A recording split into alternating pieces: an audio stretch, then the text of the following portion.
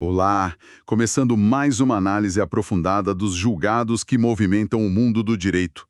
Hoje nosso foco está no informativo número 1192 do Supremo Tribunal Federal, com as decisões quentinhas de 6 de outubro de 2025.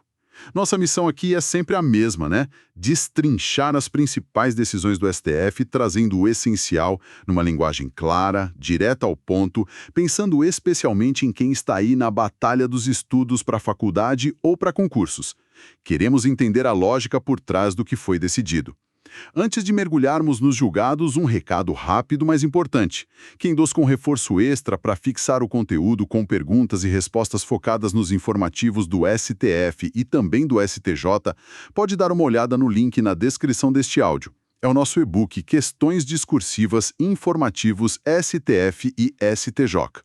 Além de ser uma ferramenta potente de estudo, a aquisição ajuda a manter este nosso espaço de análise jurídica funcionando. Tudo pronto? Vamos então navegar pelas decisões do plenário do STF.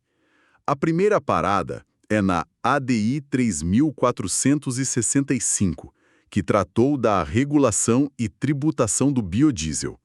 Um tema que parece técnico, mas mexe com PIS/COFINS e até onde o executivo pode ir ao alterar alíquotas. O que ficou definido? Pois é, essa decisão é bem relevante para a gente entender os limites da chamada delegação legislativa, né? Em matéria tributária, o STF bateu o martelo sobre a Lei número 11.116 de 2005. Confirmou que o Poder Executivo tem sim a prerrogativa de alterar os coeficientes de redução das alíquotas de PIS/COFINS sobre o biodiesel. Mas, claro, não é uma carta branca. E quais seriam as amarras para esse poder do executivo? Fundamentalmente duas. Primeiro, a própria lei que concede essa faculdade, ela precisa estabelecer critérios e limites claros para essa alteração.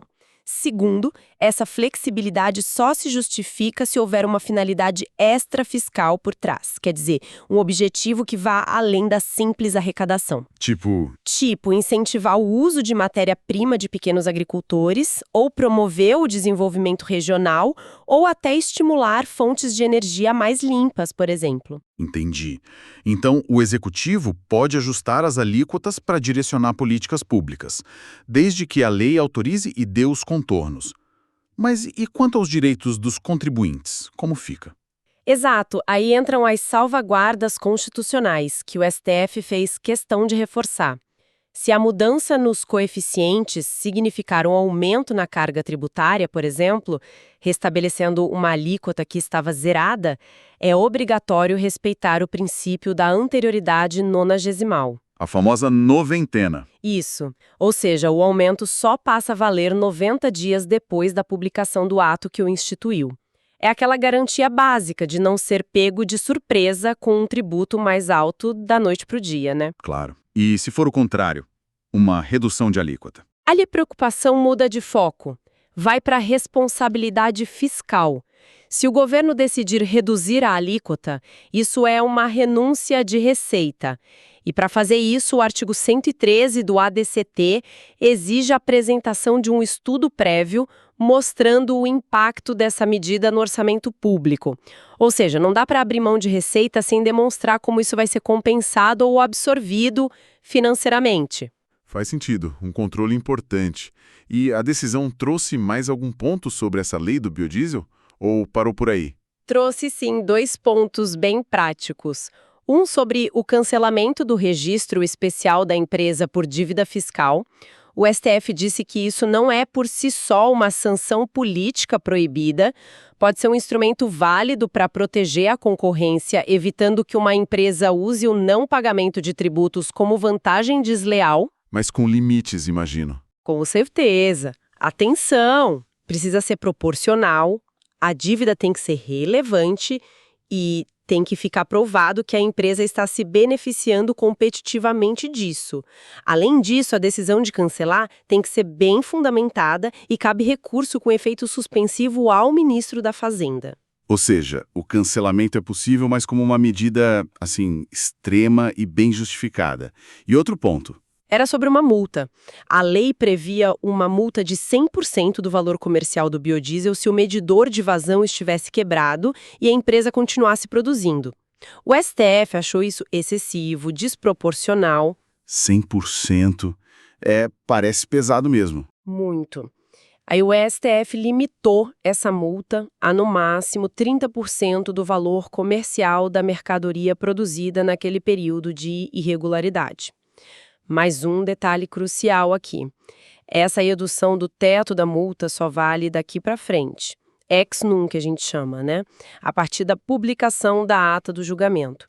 Só ressalvou as ações judiciais que já estavam discutindo essa multa aí específica. Ok.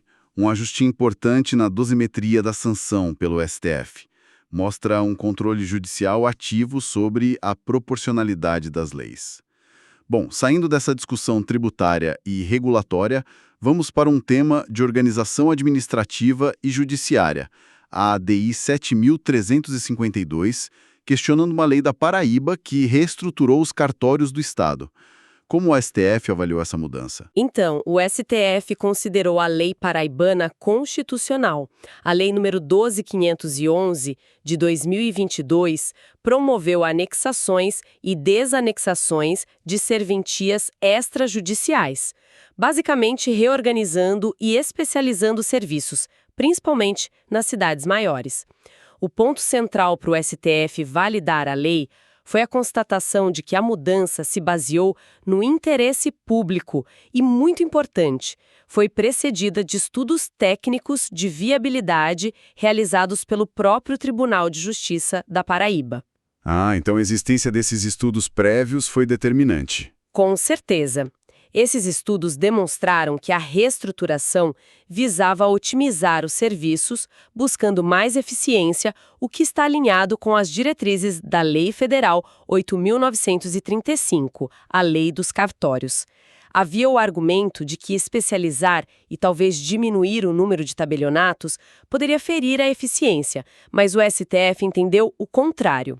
Que a especialização pode melhorar. Que os estados têm autonomia para organizar seus serviços notariais e de registro, desde que o façam de forma planejada e justificada pelo interesse público, claro. Interessante como essa demonstração de planejamento e busca por eficiência pode, digamos, blindar uma lei estadual. Agora, um assunto que sempre toca em pontos sensíveis da nossa Constituição. A ADI 5.255 sobre uma lei do Rio Grande do Norte que tratava da presença da Bíblia em bibliotecas públicas. Como o STF equilibrou laicidade do Estado e liberdade religiosa nesse caso, hein? Esse foi um caso clássico de aplicação da técnica da interpretação conforme a Constituição. A Lei Potiguar, na sua redação original, ela obrigava que as bibliotecas públicas mantivessem exemplares da Bíblia em seus acervos. O STF declarou essa obrigatoriedade inconstitucional. Por que exatamente? Qual o fundamento? A violação direta ao princípio da laicidade estatal, lá do artigo 19, inciso 1 da Constituição, que impede o Estado de estabelecer ou embaraçar cultos religiosos ou igrejas. Obrigar a ter um livro religioso específico seria um favorecimento indevido, violando também a isonomia e a liberdade religiosa, já que o Estado deve ser neutro nesse campo. Ok, a obrigatoriedade caiu. Mas a decisão parou por aí ou teve mais? Não, e aqui está o ponto de equilíbrio que o STF buscou.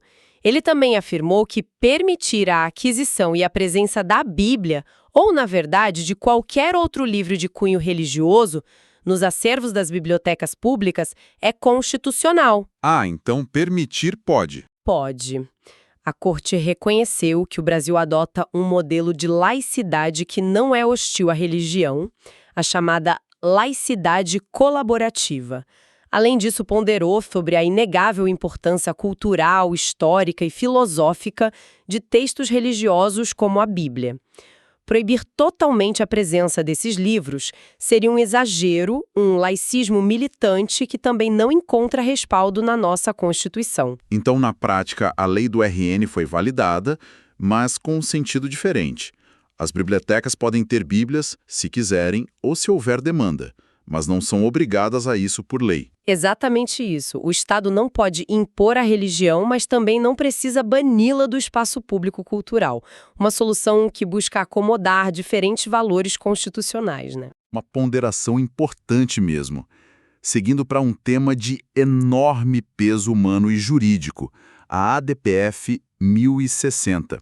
Ela tratou da trágica política de isolamento compulsório de pessoas com hanseníase e a separação forçada de seus filhos. O foco do julgamento foi o prazo para essas crianças, hoje adultas, buscarem indenização. O que o STF definiu? Esse caso é realmente tocante, né? O STF reconheceu a gravidade das violações de direitos humanos causadas por essa política estatal, que perdurou até os anos 80, imagina. No entanto, no que diz respeito às ações individuais de indenização movidas pelos filhos que foram separados dos pais, a Corte entendeu que se aplica a regra geral de prescrição contra a fazenda pública. Aquela regra dos 5 anos. Isso, prazo de 5 anos, conforme o decreto número 20.910 de 1932. Mas aplicar a prescrição num caso de violação tão grave e continuada não parece problemático? Como ficou o início da contagem desse prazo? Essa era a grande questão. E aqui o STF trouxe uma solução, eu diria, inovadora, buscando conciliar a segurança jurídica, que é inerente à prescrição, com a necessidade de justiça material para as vítimas. Considerando a natureza continuada da violação e o reconhecimento tardio do erro pelo Estado, a Corte fixou que o marco inicial para a contagem do prazo prescricional de 5 anos é a data de publicação da ata de julgamento desta própria ADPF. Uau, isso é muito significativo. Quer dizer que a partir dessa decisão do STF, todas as pessoas que sofreram essa separação forçada têm agora 5 anos para ajuizar suas ações de indenização contra a União. É isso. Precisamente. É um marco temporal claro que abre uma janela de oportunidade para buscar a reparação sem desconsiderar completamente o instituto da prescrição. Claro, cada pessoa ainda vai precisar comprovar os danos sofridos e os demais requisitos da responsabilidade civil do Estado no seu processo individual. Mas a definição do marco inicial foi um passo crucial. Foi fixada uma tese de repercussão geral sobre isso. Uma decisão de profundo impacto social, sem dúvida. Mudando de assunto, vamos para a ADO 70. A Constituição exige uma lei complementar federal para regular a criação de novos municípios, algo que nunca saiu do papel de forma definitiva.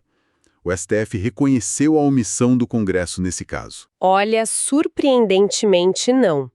O STF julgou a ação direta de inconstitucionalidade por omissão improcedente.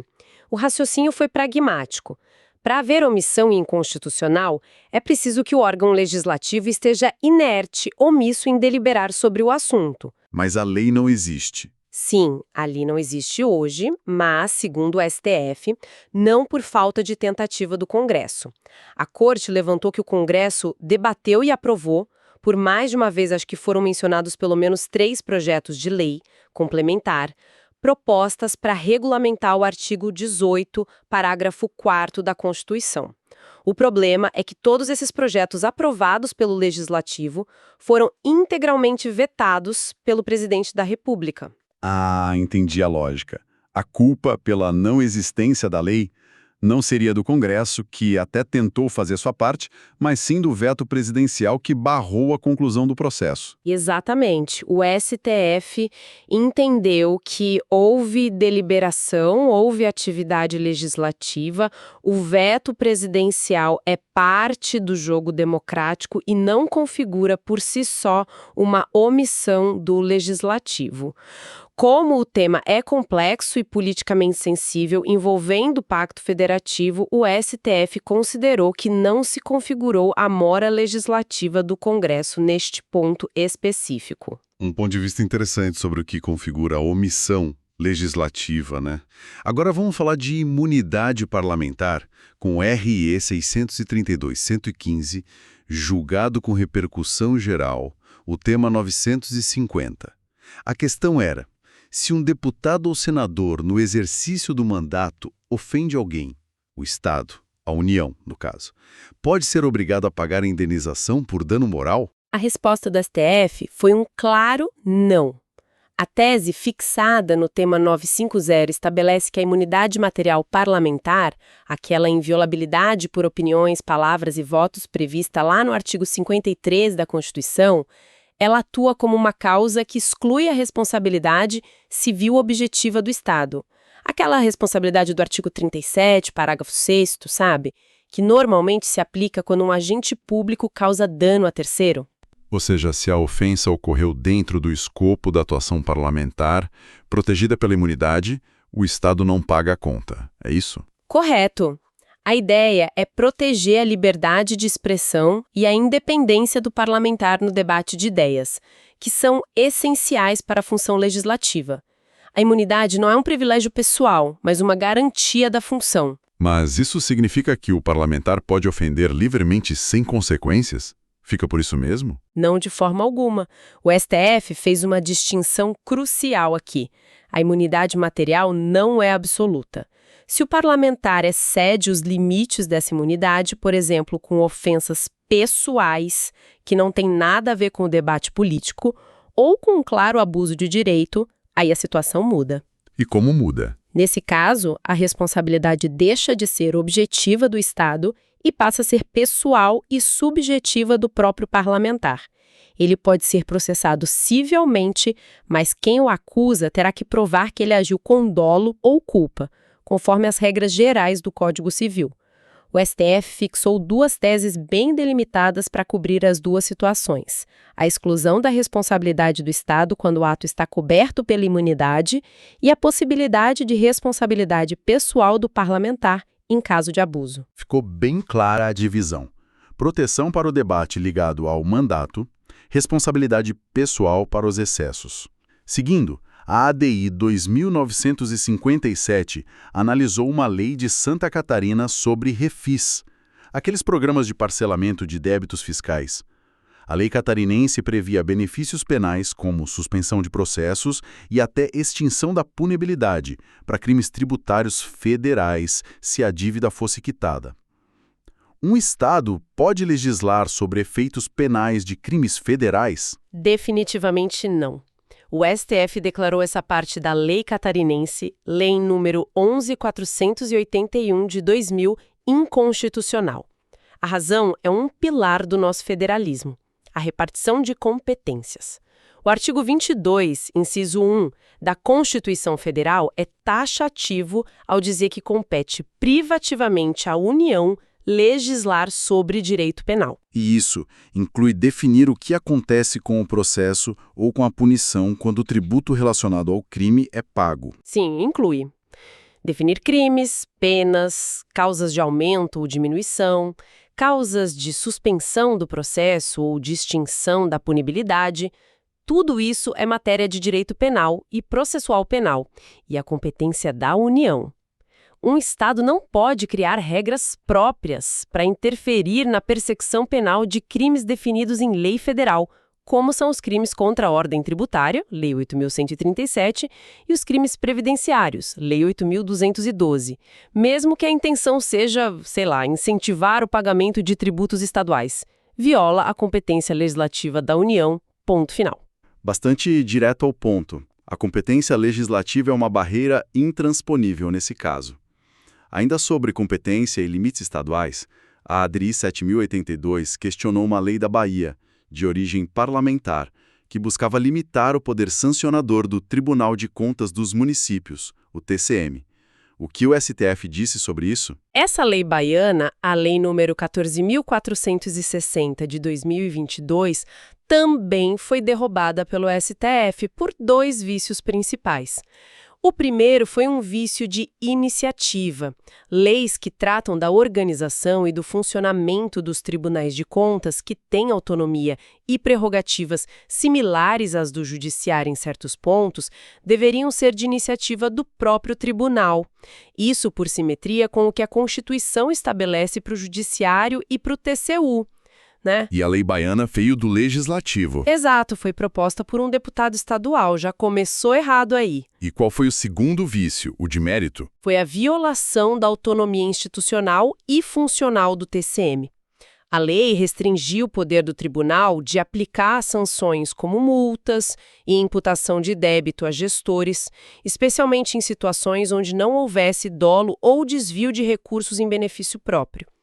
Ao fazer isso, a lei estadual estava interferindo diretamente numa ferramenta essencial para o TCM exercer sua função constitucional de controle externo das contas públicas. Que está lá nos artigos 71 e 75 da Constituição, né? Isso mesmo. O STF, inclusive, reforçou que as mudanças recentes na Lei de Improbidade Administrativa, a LIA, que passaram a exigir dolo para a maioria dos atos de improbidade, não diminuem nem afetam as atribuições constitucionais e o poder sancionador dos tribunais de contas na sua esfera de atuação. São instâncias diferentes com critérios próprios de responsabilização. Importante essa distinção entre a responsabilidade por improbidade e a responsabilidade perante o Tribunal de Contas. Agora, um caso que envolve a relação entre poderes. A ADPF 424. A polícia pode cumprir um mandado de busca e apreensão determinado por um juiz de primeira instância dentro das dependências do Congresso Nacional? A resposta do STF foi categórica: não.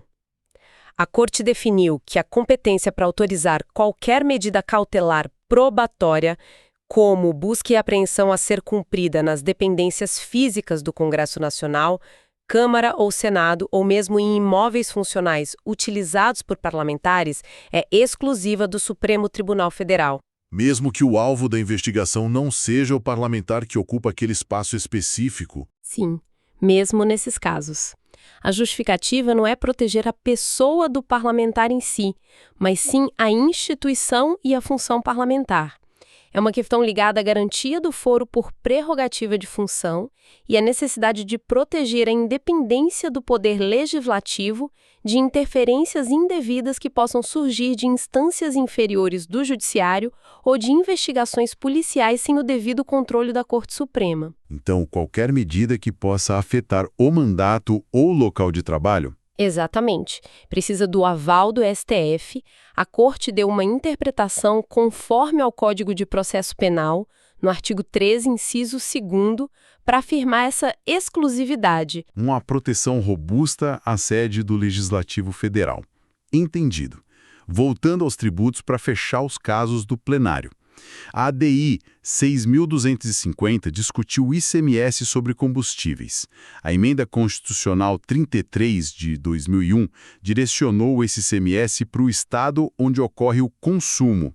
Os estados produtores questionaram alegando violação à imunidade tributária entre os entes federados.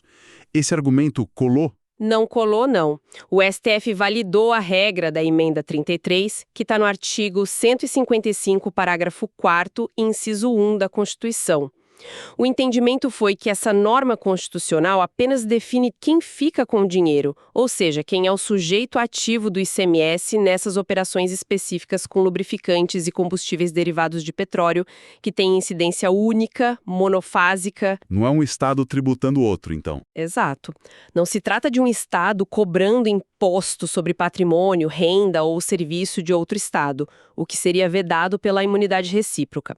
É só uma regra de partilha da receita do ICMS nesse setor específico. E quanto ao argumento de que isso prejudicaria os estados produtores, criando um desequilíbrio federativo? O STF também afastou essa alegação de violação da isonomia. Explicou que o próprio sistema constitucional já prevê outros mecanismos para compensar os estados produtores de petróleo, como os royalties e as participações especiais.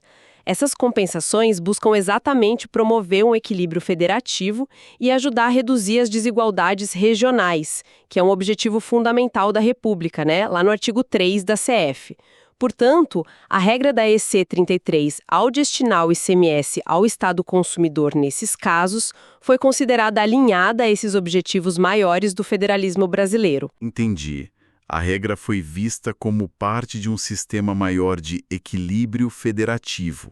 Bem, percorremos as decisões do plenário. O informativo trouxe também um julgado da primeira turma, certo? A reclamação 57.848 sobre concurso dos Correios e contratação de temporários, um tema recorrente. Sim, um tema clássico e de grande impacto para os concurseiros, né?